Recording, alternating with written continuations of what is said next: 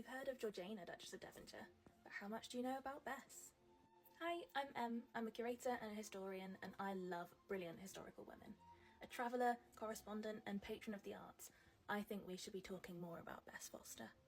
Elizabeth Christiana Harvey, also known as Bess, was born at Ickworth in 1758 to her mother, Elizabeth Davers, and her father, the never-boring Earl Bishop, 4th Earl of Bristol and Bishop of Derry.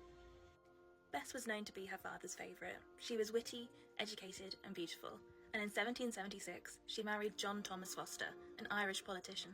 They had 3 children together, although their daughter only lived a few days after she was born, and when her father inherited his title, they moved together to Ickworth, although not this building. Her father began building what we know as Ickworth today, over a decade later. However, this was not a happy marriage, and 5 years later the pair separated. Bess was made aware of reports of an intrigue between her husband and her maid, and she decided never to return to him. However, there are suggestions that neither of them were faithful. Unfortunately for Bess, her husband retained custody of her children, and she wasn't allowed to see either of her sons for 14 years. Fortunately, she soon found firm friends in the Duke and Duchess of Devonshire. They met in Bath in 1782, and Georgiana immediately adored her.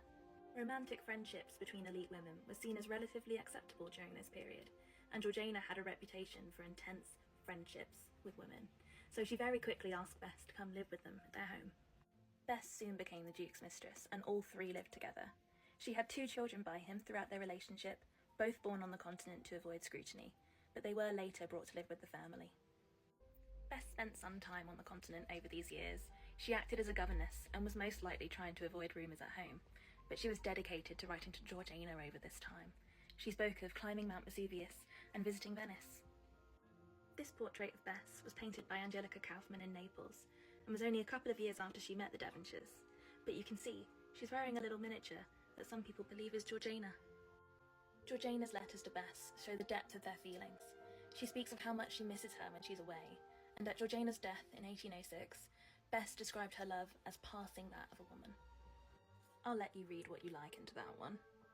In 1809, with Georgiana's permission, Bess married the Duke and became the next Duchess. However, she was widowed only 2 years later. Not long after, she moved to Rome and spent the rest of her life as a patron of the arts. She spent 11 years funding the excavations at the Forum, which you can see in this Piranesi print here. The idea was to declutter and isolate the landmarks, and it's one of the reasons why Rome looks the way it does today. Although she enjoyed other affairs over the years, when she died in 1824, she was brought home to be buried alongside the Duke and Duchess. So that's Bess in a nutshell. Who should we look at next?